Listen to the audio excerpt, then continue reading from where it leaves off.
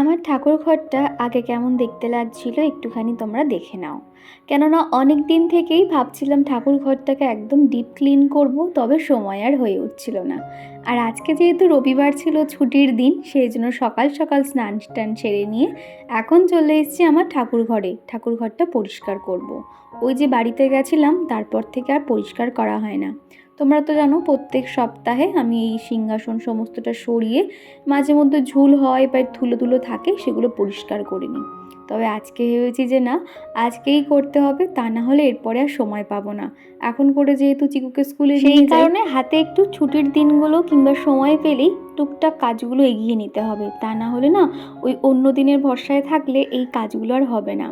আর আমি না একটুখানি দেরি করে ফেলেছি ঠাকুরের সোয়েটারগুলো খুলতে। ভালোই তো গরম শুরু হয়ে গেছে, তবে মাঝে করে আমি আর হাত দিতে পারছিলাম না ঠাকুর ঘরে, সেই জন্য অনেকটাই দেরি হয়ে গেল ঠাকুরের এই যে শীতের জামা কাপড়গুলো খুলে রাখতে। তো যাই হোক, ওই ঠাকুরের গায়ে যে শাল মতন বা চাদরগুলো দিয়ে রেখেছিলাম সেগুলো প্রত্যেকটা খুলে নিয়েছি। আর ঠাকুরের যে উলের আসনগুলো পেতে রাখতাম সেগুলোও সমস্তটা তুলে রেখে দেবো। একটু পরে ওগুলোকে আর কি কাচবো। আর এখন ঠাকুরগুলোকে মুছে মুছে পরিষ্কার করে নিচ্ছি। এই যে ঠাকুরের আর কি চাদরগুলো খুলে দেওয়ার পর না এত সুন্দর নতুন নতুন লাগছিল, দেখতে বেশ ভালো লাগছিল। কেননা অনেক দিন এরকম চাপা ছিল, এরকম দেখে দেখে অভ্যস্ত, আর এখন এরকম খুলে দেওয়ার পরে না পুরো নতুন নতুন লাগছিল ঠাকুরগুলো। তো যাই হোক, আমি একটা সুতির কাপড় দিয়ে আস্তে আস্তে করেই ঠাকুরগুলো মুছছিলাম। তবে এখানে একটু স্পিডটা বাড়িয়ে দিয়েছি, তাহলে তোমাদের মনে হতে পারে যে আমি হয়তো এরকম জোরে জোরে মুখগুলো ঘষাঘষি করেছি। একদমই না, আস্তে আস্তে করেই কিন্তু ঠাকুরগুলোকে পরিষ্কার করে নিয়েছি।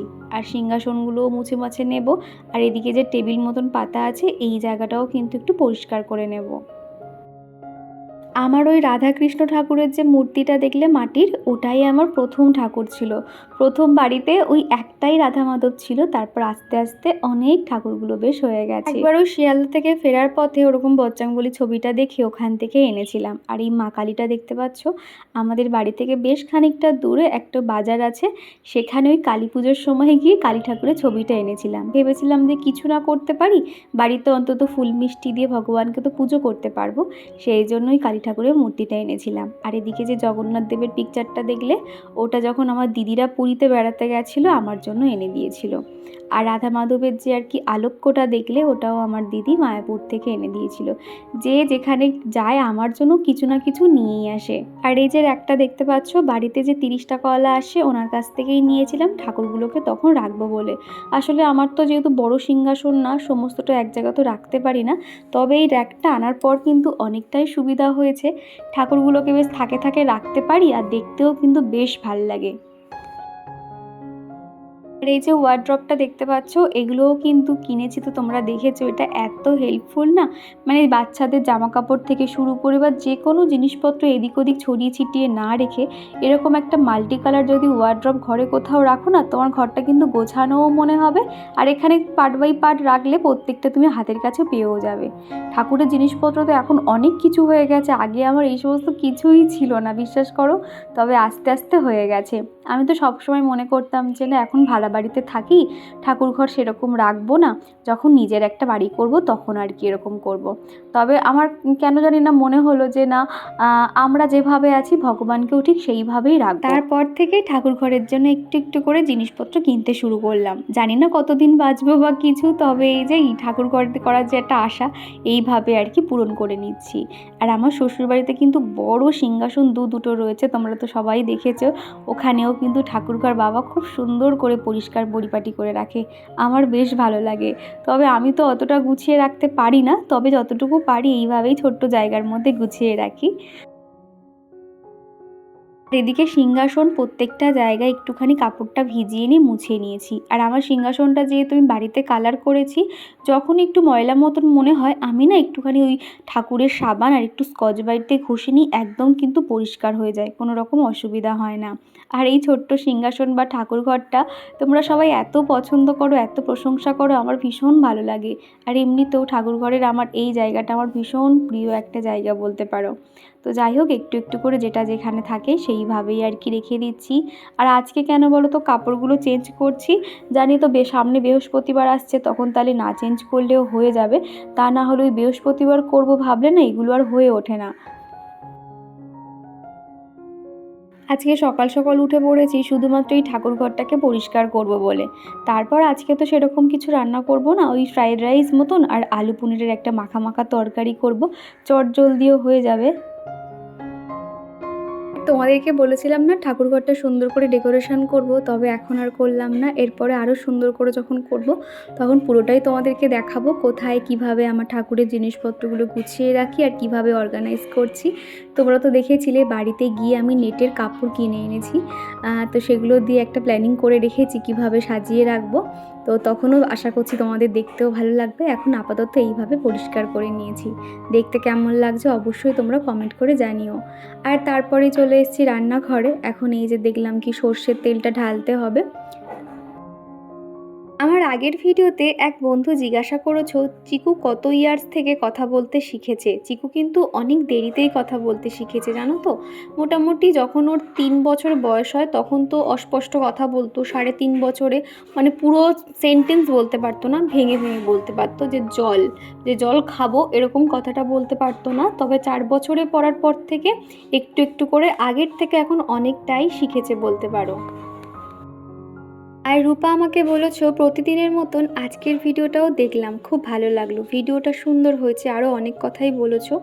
দেখো ভিডিওর জন্য তুমি যদি ট্রাইপড কিনতে যাও একটা কিন্তু রিং লাইট থাকা অবশ্যই দরকার, কেননা এক এক সময় কোনো কিছু শ্যুট করতে গেলে দেখা গেল সেখানে আলোটা কম আসছে, তখন রিং লাইটটা থাকলে কি হয় আলোর ফোকাসটা ভালো হয় আর পিকচার কোয়ালিটিও কিন্তু ভালো হয়। তো সেই জন্য বলো দুটো ট্রাইপড অবশ্যই রাখবে, একটা রিং লাইট আর সাথে একটা ট্রাইপড, তাহলে দেখবে পিকচার কোয়ালিটিও ভালো হবে আর কোনো রকম প্রবলেমও হবে না তোমার। এছাড়া তুমি একটা কাজ করতে পারো, তুমি হয়তো ভাবলে যে আমি একটা রিং লাইট কিনে নেব কিন্তু আমি আর ট্রাইপড নেব না, তাহলে যখন তোমার রিং লাইটটা লাগবে না তুমি ওই লাইটটা খুলে রেখে একটা ছোট দেখবে উপরের দিকে ওই ফোনটা ধরার জন্য একটা স্ট্যান্ড পাওয়া যায় ছোটো মতন, ওটাও তুমি একটা এক্সট্রা কিনে রাখতে পারো, তাহলে তোমার যখন যেটা প্রয়োজন সেই মাফিক তুমি ব্যবহার করতে পারবে। আর চাইলেও তুমি রিং লাইটের সাথে ওই যে এক্সট্রাটা অ্যাটাচ করেও তুমি দুটো একসঙ্গে ইউজ করতে পারবে। আমার আগের দিনের ভিডিওতে দেখবে ট্রাইপডটা সম্বন্ধে আমি দেখিয়েছিলাম কিভাবে আমার ট্রাইপডটা ভেঙে যাওয়া সত্ত্বেও আমি ইউজ করছি, ওই আগের ভিডিওটা তুমি দেখতে পারো, তাহলে একটু অন্তত তোমার আইডিয়া হবে। তো যাই হোক আজকে করছি মিক্সড ফ্রাইড রাইস, তার জন্য কিন্তু আমি কাজু কিশমিশ সকালবেলাতেই ভিজিয়ে দিয়েছিলাম, সেটা ঘি দিয়ে ভালো করে ভেজে নিয়েছি। তারপর বাড়িতে সমস্ত রকম যে ভেজিটেবলগুলো ছিল ক্যাপসিকাম গাজর পেঁয়াজ কুচি সমস্তটা দিয়েছি, সাথে মটরশুঁটিও দিয়েছি, হালকা করে বাটার দিয়ে কিন্তু আমি ফ্রাই করে নিয়েছি। বাটার দিয়ে করলে কি হয় ফ্লেভারটা বেশ ভালো আসে। আর ওদিকে তো আমার ভাতটা হয়েই গেছে, তো এদিকে ভাবলাম একটুখানি সবজিটা ভাজা ভাজা হতে থাক, আর তার মধ্যে একটা ডিম ফেটিও দিয়েছি। আগের দিনকে কয়েকটা বিস্কুট আর কেক আনা হয়েছিল, এখন যেহেতু চিকুকে টিফিনে কিছু না কিছু দিতেই হয়, আর স্কুল থেকে বলেছে শুকনো খাবার দিতে, কোনো রকম রসালো খাবার যাতে না দিই, তার জন্য এরকম কেক বা চকলেট বিস্কুট রেখে দিই, যখন তাড়াহুড়োর মধ্যে কিছু দেওয়ার সময় থাকে না এগুলো তখন দিয়ে দিই। তো ভাবলাম এরকম প্লাস্টিকে এই জায়গাতে রয়েছে, এর থেকে কন্টেনারে করে একটা করে রেখে দিই, তাহলে অনেকটাই সুবিধা হবে। তো ওদিকেই রেখে দিলাম, এদিকে ভাতটাও হয়ে গেছে। আর এবারে দেখো আমি তোমাদেরকে দেখাচ্ছি যে বাড়িতে কিভাবে আমি শর্টকাটে ফ্রাইড রাইস করে থাকি। এইভাবে মিশিয়ে নিই আর উপর থেকে সামান্য লবণ চিনি ব্ল্যাক পেপার আর বিরিয়ানি মশলা দিয়ে দিই, আর একটা ডিম ফেটিয়ে দিয়েছি, মানে তো টেস্ট তো আরও দ্বিগুণ হয়ে যাবে, এমনি ভালো লাগবে খেতে। আর সুমিতা দিদিভাই বলেছো দীপা আগের ভিডিওতে তুমি আমার নাম নিলে না, খুব কষ্ট পেলাম, আমি দিদি বাড়ি গিয়ে তাও তোমার ভিডিও দেখতে ভুলিনি। তো প্রথমে জানাই অসংখ্য ধন্যবাদ আর মাফ চেয়েও নিচ্ছি, আমি তোমার কিন্তু কমেন্টটা দেখেছিলাম আর আমি এটা ভিডিওতে হয়তো বলতে ভুলে গেছি, তবে তুমি রাগ করো না, এই যে আজকে তোমার কমেন্টটা আমি বলে দিলাম। আসলে তোমরা অনেকেই তো সুন্দর সুন্দর কমেন্ট করো, হয়তো এক দুজনের নাম হয়তো মিস হয়ে যায়, তবে আমি কিন্তু নেক্সট ভিডিওতেও তাদের কমেন্ট পড়ে থাকি। আগের ভিডিওতে ব্রততী দিদিভাই বলেছো প্রতিদিনের মতন আজকেও তোমার সম্পূর্ণ ভিডিওটা দেখলাম বোন, নবদ্বীপে আসলে অবশ্যই আমার সঙ্গে দেখা হবে, ভালো থেকো। তো থ্যাংক ইউ দিদিভাই, অবশ্যই দেখা করব। আমি কোথাও থেকে ঘুরে আসার পরে তোমরা অনেকেই বলো দিদিভাই তুমি আগে থেকে কেন জানালে না যে তুমি আমাদের এখানে এসেছো। আমি এবার থেকে ভেবেছি কোথাও যাওয়ার আগেই অবশ্যই তোমাদেরকে জানিয়ে দেবো আমি কোথায় যাচ্ছি না যাচ্ছি। ওদিকে কিন্তু আমার ফ্রাইড রাইসটা একদম রেডি হয়ে গেছে, ওটা আমি ঢাকা চাপা দিয়েছি, ঘি দেওয়ার সাথে সাথে কিন্তু গ্যাসটা বন্ধ করে দিয়েছি। আর তারপরে এই যে আলু পনিরের তরকারি করব, আজকে এই যে এত সুন্দর পনিরটা না আমার ভুলের জন্য একদম পুরো ঘেটে হয়ে গেছে। কি হয়েছে একটু পরে তোমরা দেখতে পারবে। মঞ্জুলা লিখেছো, তোমার ভিডিও একদিন যদি না দেখি ভালোই লাগে না। আমি কালিয়াগঞ্জের উত্তর দিনাজপুর থেকে তোমার ভিডিও দেখছি। তো থ্যাংক ইউ মঞ্জুলা, এইভাবেই আমার পাশে থেকো। আর অনেক দিন পর তোমার কমেন্ট পেয়ে ভীষণ ভালো লাগছে। এদিকে আমি কড়াইটা গরম করেছিলাম, তবে তেল দেওয়ার পর না তেলটাকে খুব একটা গরম করা হয়নি, যার জন্য পনিরগুলো একদম লেগে লেগে একদম খারাপ অবস্থা হয়ে গেছিলো। আমার একটু মন খারাপ লাগছিল যে যা আমি কড়াইটা গরম করলাম, তেলটা যদি একটু গরম থাকতো না তাহলে প্রত্যেকটা উঠে আসতো। তো তারপরে তো এরকম ভেঙে চুরে একদম অবস্থা খারাপ। তো কি আর করা যাবে, মাঝে মধ্যে এরকম একটু আধটু ভুল হয়েই থাকে। তারপরে আর কি কড়াইয়ের মধ্যে একটু পাঁচফোড়ন দিয়েছি, তারপর আলুগুলোকে হালকা করে ভেজে নেব। তারপর বেসিক যে মশলাগুলো দেয়, বাটা মশলা, ওই পেঁয়াজ আদা এগুলো দেবো। তারপর ওই গুঁড়ো মশলা দিই ঝটপট বানিয়ে নেব। খেতে কিন্তু খুব একটা খারাপ হয়নি, ভালোই লাগছিল। তবে তাড়াহুড়োর মধ্যে তো একটুখানি ছিলাম বলে খুব একটা সময় দিয়ে রান্না করতে পারিনি। রবিবার হলে না ঘরে অনেক এক্সট্রা কাজকর্ম থাকে, ঝুলফুল ঝাড়া, এদিক ওদিক পরিষ্কার পরিচ্ছন্ন করা, যার জন্য ওদিকেই আমি একটু ব্যস্ত ছিলাম। আর আগের ভিডিওতে সুকন্যা ব্যানার্জি আইডি থেকে এক বন্ধু কমেন্ট করেছো, হাই দীপা, তোমরা কেমন আছো? আমরা সবাই ভালো আছি, তোমরা কেমন আছো অবশ্যই জানিও। আর সুরভি আমাকে বলেছো, আমার ছেলেও সেম গো, ড্রেসিং টেবিলের সামনে আসলেই প্রত্যেকটা কথা জিজ্ঞাসা করে, মা এটা কি ওটা কি, তোমার মেকআপ করতেই থাকে। খুব ভালো লাগে এই সময়গুলো। একদমই ঠিক বলেছো সুরভি, আমিও তো না আগে মাঝে মধ্যে রেগে যেতাম। তবে যখন থেকে ভাবলাম যে চিকু তো এখন ছোট আছে, যখন বড় হয়ে যাবে এরকম ডিস্টার্ব করবে না, অযথা কোনো কথা বলবে না, তখন এই জিনিসগুলো খুব মিস করব। যার জন্য এখন যত বক বক করুক না কেন ওর সাথে কথা বলতে থাকি। আর একান্ত ভালো না লাগলে চুপচাপ থাকি, কোনো রকম আর কি রাগারাগি করি না। তবে এই যে ছোটরাই তো বকবক করবে, একটা বাড়িতে দেখবে বাচ্চারাই কিন্তু ঘরটাকে মাতিয়ে রাখে। সেই জন্য বলবো, যাদের বাড়িতে ছোট ছোট বাচ্চারা আছে বা অতিরিক্ত বদমাইশি দুষ্টুমি করতে থাকে, একটুখানি ধৈর্য ধরে সয়ে যাও, কেননা বড় হয়ে গেলে না এই সময়গুলোকে তখন তোমরা খুব মিস কেমন আছো করবে। তোমরা সবাই? আশা করছি সবাই খুব ভালো আছো, আমরাও বেশ ভালো আছি। আজকের দিনটা হলো সানডে, আর সকাল থেকেই টুকটুক করে কাজকর্মগুলো শুরু করে দিয়েছি। আর এখন মানে এই যে একবার ঠান্ডা গরমের ওয়েদারের জন্য না আমার গলাটা এত খুসখুস করছে, শুধু বারবার শুধু গলা বসে যাচ্ছে। তো যাই হোক, ওদিকে রান্না বসিয়ে দিয়েছি। আর এদিকে দেখতে পাচ্ছ ঘরের বিছানা এখনও পর্যন্ত ক্লিন করা হয়নি। বিছানা টিছানা পরিষ্কার করব, ঘরের কাজ আছে, তার আগে একটু স্নান করব। আগের দিনকে আমি যে চুলে শ্যাম্পু করেছিলাম, মানে সিরামটা না এমনই, একটুখানি বেশি সিরাম দিলে কি হয়, চুলটা না কেমন তেল তেল হয়ে যায়। দেখো আমার চুল দেখে মনে হবে যে আমি 2 দিন আগে শ্যাম্পু করেছি। আর আমি যে হেয়ার অয়েলটা বানিয়েছিলাম এত উপকার পেয়েছি।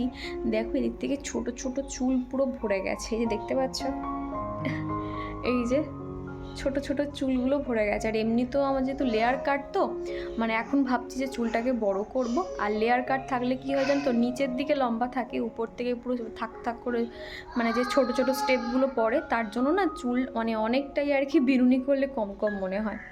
তো যাই হোক, চলো ঝটপট স্নান টান সেরে আসি, রান্নাঘরেরও টুকটাক কাজ আছে। চলো তোমরা ভিডিওটা দেখতে থাকো, আশা করছি ভালো লাগবে। আর পিয়ালি রয় বলেছো, তোমার ভিডিও প্রতিদিন দেখি, খুব ভালো লাগে। আগে তোমার ভিডিওতে প্রতিদিন কমেন্ট করতাম, কিন্তু এখন প্রতিদিন কমেন্ট করা হয়ে ওঠে না গো দিদিভাই। আজকে অনেক দিন পর তোমার ভিডিওতে কমেন্ট করে খুব ভালো লাগছে। তো থ্যাংক ইউ গো পিয়ালি। আর আমারও ভীষণ ভালো লাগছে অনেক দিন বাদে তোমার কমেন্ট পেয়ে। কেমন আছো তোমরা সবাই অবশ্যই আমাকে জানিও। আর এদিকে বিছানাটা সুন্দর করে পরিষ্কার করে নিয়েছি। এই যে বেডশিটটা পেতেছি প্রায় 6-7 দিন হয়ে গেল, তবে আজকে আর বেডশিটটা একদমই চেঞ্জ করব না, কেননা বেডশিট চেঞ্জ করতে গেলে অনেকটা সময় লাগে। আর আজকে মানে অতটাও সময় নেই, যার জন্য এই বিছানার বেডশিটটাই রেখেছি, আজকালের মধ্যেই চেঞ্জ করে দেব। তো আমি প্রতিদিনের মতো বিছানাটা যেভাবে সুন্দর করে গুছিয়ে রাখি ঠিক সেইভাবেই গুছিয়ে নিয়েছি। আর এই যে চেয়ারের উপরে ব্ল্যাঙ্কেটটা এক্সট্রা যেগুলো আর কি লাগে না সেগুলোই রেখেছি, কবে যে এগুলোকে তুলে রাখতে পারবো সেটাই ভাবছি। আমাদের উপরে বেডরুমে হাই স্পিড ফ্যান লাগানো, এত স্পিডে আওয়াজ হয় যার জন্য রাত্রিবেলা করে বিছানার মধ্যেই ছোট টেবিল পাখাটা নিয়ে শুই। বেশ স্পিডে হাওয়া হয়, ঘরটাও বেশ ঠান্ডা থাকে। আর সকালে উঠে এই পাখাটা এই টেবিলের উপরে রেখে দিই। আর কয়েকটা জলের বোতল, চার্জার সমস্তটা প্লাগে লাগানো থাকে। রাতে শোয়ার আগে যেহেতু ফোনগুলো চার্জে দিই, তো সেগুলো আর কি ওই যে চার্জারগুলোকে গুছিয়ে রাখতে হয়, জায়গাটা একটু অগোছালো হয়ে যায়, সেগুলো একটু সুন্দর করে গুছিয়ে নিচ্ছি। তাহলে দেখো একদম পরিষ্কার পরিপাটি হয়ে যাবে। রবিবার করে খুব একটা ডাস্টিংয়ের কাজ আমি করতে পারি না, মেন কাজগুলো রবিবার দিনকে করে নিই। আর বাদবাকি দিন তো ডাস্টিং ক্লিনিংয়ের কাজ তো আমি নিজে থেকে করে নিতে পারি, সেই জন্য রবিবারটা হালকা ফুলকাভাবে শুধু বেডরুমটাই পরিষ্কার করে নিলাম। আর অনেক দিন পরে মৌটুসী দিদিভাই কমেন্ট করে জানিয়েছে খুব ভালো লাগলো ব্লগটা দীপা, তো থ্যাংক ইউ দিদিভাই, এইভাবেই পাশে থেকো। আর অনেক দিন পর তোমার কমেন্ট পেয়ে ভীষণ ভালো লাগছে। আর প্রিয়াঙ্কা দিদিভাই লিখেছে, ঠিকই বলেছো গো দীপা, ঘুরতে যেতেও ভাগ্যের ব্যাপার, কপালে থাকলেই হবে। তুমি ঘুরতে যাও আর আমরা খুব এনজয় করব। তোমার কি অসম্ভব ধৈর্য, তুমি কি রেগে যাও না কখনো? দাদা প্রচুর ভাগ্যবান গো। প্রথমেই বলি, হ্যাঁ সত্যি ঘোরাটাও ভাগ্যের ব্যাপার। এই কারণে অনেকের দেখবে প্রচুর টাকা পয়সা আছে কিন্তু তাদের কাছে ঘুরতে যাওয়ার সময় নেই। আবার দেখো যাদের টাকা নেই তারা কিন্তু অল্প টাকা থাকতেও তারা কিন্তু এদিক ওদিক ঘুরে বেড়ায়। আর দ্বিতীয়ত বলেছো তোমার অসম্ভব ধৈর্য। দেখো আমি জানি না আমার কতটা ধৈর্য, তবে বলতে পারো যে একটু হয়তো সামান্য রয়েছে ধৈর্য, তবে এক এক সময় আমি নিজে বুঝতে পারি যে আমার যেন ধৈর্য খুব কম, জানি না কতটা। তারপর বলেছো তুমি কখনো রেগে যাও না। আমি খুব একটা কিন্তু রাগি না, তবে যখন রেগে যাই সেটার শেষ দেখেই ছাড়ি। বিশ্বাস করো আমি কিন্তু রাগি না বলতে গেলে, আমি সহজে খুব সবার সঙ্গে মিশে যাই, খুব মিশুকে। আর আমি হাসি খুশি একটা মানুষ, তবে আমি খারাপ লাগলো তাকে ইগনোর করলাম, তবে আমাকে যে রাগাবে আমি তার শেষ দেখে ছাড়ি, এরকম একটা ব্যাপার। তা না হলে কিন্তু আমি খুব একটা রাগি না, আমি সবসময় শান্ত স্বভাবের হাসি খুশিভাবেই থাকতে ভালোবাসি। আমার সঙ্গে কেউ লাগতে না এলে আমিও কিন্তু কারোর সঙ্গে লাগতে চাই না। সকালবেলা এখানে চিকুকে দুধ খেতে দিয়েছিলাম, ও এখানে পড়তে বসেছিল, তো এই জায়গাটা না একদম চিটচিটে হয়ে গেছে দুধ পড়ে, তো ভাবলাম এই জায়গাটা একটু মুছে দিই। আর এখন তো এগ বয়লারটা প্রত্যেক দিনই আর কি এগ মানে বয়েল করতে লাগে, তো সেই জন্য এই জায়গাটাতে আর কি রেখে দিয়েছি, সেটাও একটুখানি মুছে মাঝে এদিকে ডাইনিং রুমটাও একটু পরিষ্কার করে নিলাম।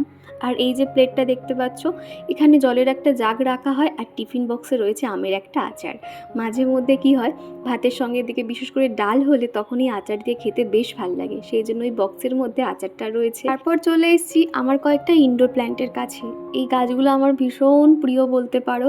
আর কি জানো তো, ফুল গাছ আমার ভালো লাগে, তবে ফুল গাছ কিন্তু যে যত্ন করব অতটাও আমার হাতে সময় নেই, সেই জন্য অযথা গাছ কিনে এনে সেগুলোকে যত্ন করব না, মরে যাবে, এর থেকে আমার ইনডোর প্ল্যান্ট ভালো। যে এই সমস্ত গাছগুলো না খুব বেশি যত্ন করতে হয় না, তোমার ঘরের সৌন্দর্য তো বাড়িয়ে দেয়, দেখতেও বেশ ভালো লাগে। তো সেই জন্য এখানে কয়েকটা ইনডোর প্ল্যান্ট লাগিয়েছি। আর এখন দেখছি গাছগুলো খুব ভালো গ্রো করছে, বিশেষ করে মানি প্ল্যান্ট গাছটা। তো এখানে পাতাগুলো না এত মানে বেলার দিক থেকে রোদ পড়ে, পাতাগুলো না কেমন সে শুকিয়ে শুকিয়ে যায়। তো সেই জন্য না সকালে বেলা করে কি করি, একটুখানি জল স্প্রে করে দিই আর পাতাগুলোকে মুছে নিই। প্রায় সময় তো সকাল বিকেল গাছে জল দিই, যার জন্য টবগুলো কেমন মাটি মাটি হয়ে গেছে। একটা ভেজা কাপড় দিয়ে টবের গাগুলো মুছে নিচ্ছি আর পাতাতে স্প্রে করে সেগুলোও মুছে নেব। এতে গাছগুলো দেখতেও পরিষ্কার লাগে, আর পাতাগুলো কিন্তু অত সহজে আর ওই যে তাপে নষ্টও হবে না। আর দিশা ভট্টাচার্য বলেছো খুব সুন্দর হয়েছে আজকের ভিডিওটা, আমরাও সামনেই পুরীতে ঘুরতে যাব। বাহ, খুব ভালো তো, এত সুন্দর জায়গা পুরী, যে একবার যাবে তার বারবার যেতে ইচ্ছে করবে। আমাদেরও একটা মানে এরকম ঘোরার প্ল্যানিং হতো, তবে আমার যেহেতু দিদি ছোট একটা বেবি হয়ে গেল, যার জন্য অত দূরে আর কোথাও ঘুরতে যাওয়া হবে না, গেলে কাছাকাছিই যাওয়া হবে আর কি। তবে তোমরা যাও, ভীষণ এনজয় করো, ভগবানের ধাম, ওখানে গেলে সত্যি মন ভালো হয়ে যায়।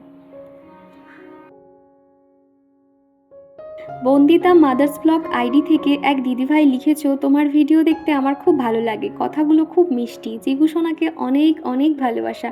থ্যাংক ইউ দিদিভাই, এইভাবেই পাশে থেকো আর প্রতিদিন সুন্দর সুন্দর কমেন্ট করতে থেকো। আমাদের এই আশেপাশে যখন আমি চিকুকে নিয়ে স্কুলে যাই, দেখেছি চারিদিকে না এরকম গাছপালা অনেক ছড়ানো ছিটানো রয়েছে জঙ্গলের মধ্যে, আশপাশগুলো তো গাছে পুরো ভরা রয়েছে।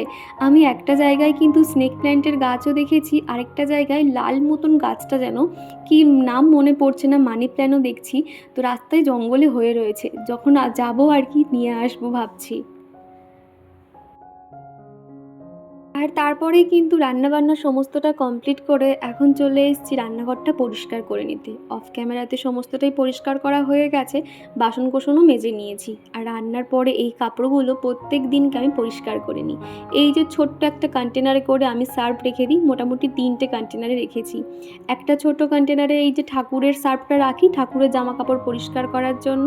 আর রান্নাঘরে একটা এই যে রেখেছি রান্নার কাপড়গুলো পরিষ্কার করার জন্য। প্রত্যেক দিন পরিষ্কার করে নিই, এতে রান্নার কাপড় কাপড়গুলো না পরিষ্কার থাকে, অতটাও নোংরা হয় না।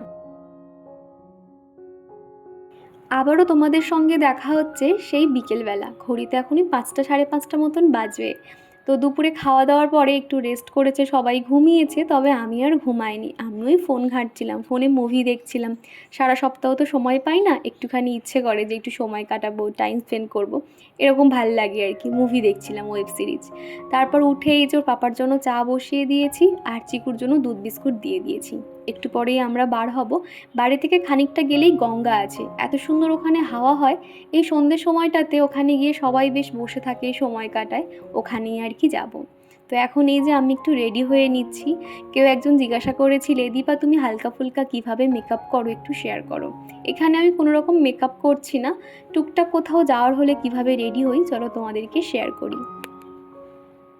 এখানে মামা আর্থের আমি একটা ফেস ওয়াশ ইউজ করলাম, এটা নতুন ইউজ করছি, ভীষণ ভালো আর কি, মুখটা একদম ফ্রেশ হয়ে যায়।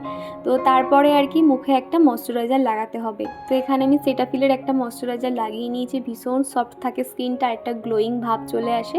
আর তারপরে কিন্তু সানস্ক্রিন ইউজ করে নিচ্ছি।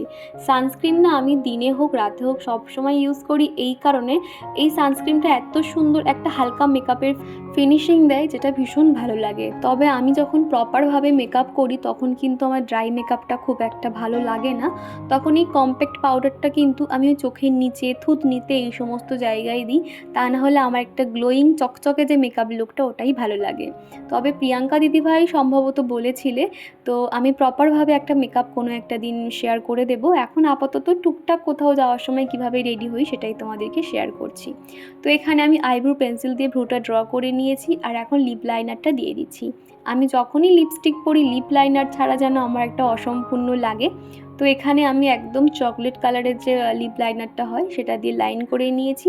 তারপরে একটা নিউড কালারের লিপস্টিক দিয়ে দিয়েছি। আর যে কোনো লিপস্টিককে আরও সুন্দর দেখানোর জন্য বা ম্যাট ফিনিশিং রাখার জন্য একটু উপর থেকে যে কোনো পাউডার দিয়ে দিতে পারো, সেটা কম্প্যাক্ট পাউডার হতে পারে, নর্মাল যে কোনো ওই পাউডার হতে পারে। তো এখানে আমি চিকুর বেবি জনসন পাউডারটা ঠোঁটে একটু দিয়ে দিলাম, তারপর চোখে একটু কাজল পরে নিচ্ছি। আমি না দেখেছি বিয়ের আগে আমার আইলাইনার পরতে ভীষণ ভালো লাগতো, তবে এখন আমার আইলাইনার পরতে ইচ্ছেই করে না।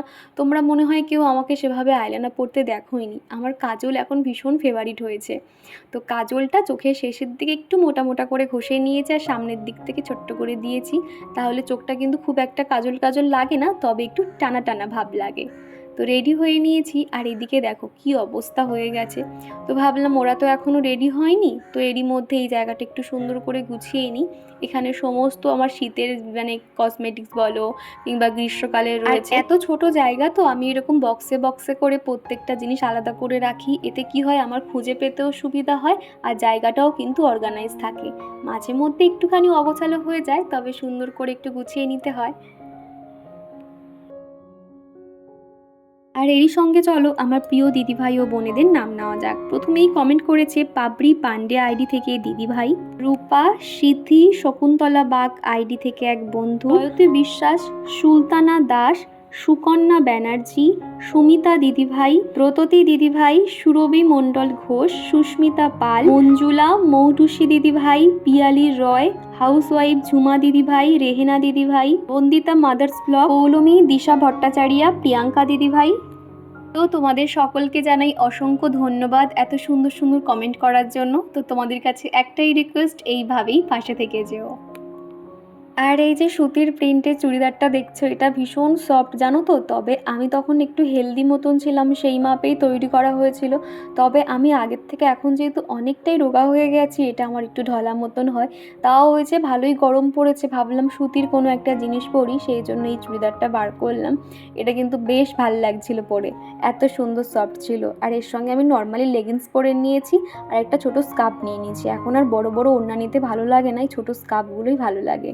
তারপরে আমরা বেরিয়ে গেছিলাম, খানিকক্ষণ গিয়ে আর কি ওখানে বসেছিলাম। তারপর এদিকে চলে এসেছি ফুচকা খেতে। এখন করে কিন্তু চিকু আলাদা করে ফুচকার পাতা নেয়, মানে বুঝতে পারছো চিকু কত বড় হয়ে গেছে। আগে তো আমার থেকে একটা দুটো করে দিতাম, আর এখন তো 10 টাকায় 4টে ফুচকা। মোটামুটি ও 4টে খেলো আর আমি 20 টাকার মতন খেয়েছিলাম। সামনে যেহেতু ঈদ, তার জন্য প্রচুর পরিমাণে মার্কেটে ভিড়, সবাই শপিং করছে। তো চলো বন্ধুরা, আজকের মতো টাটা, আবারও দেখা হবে।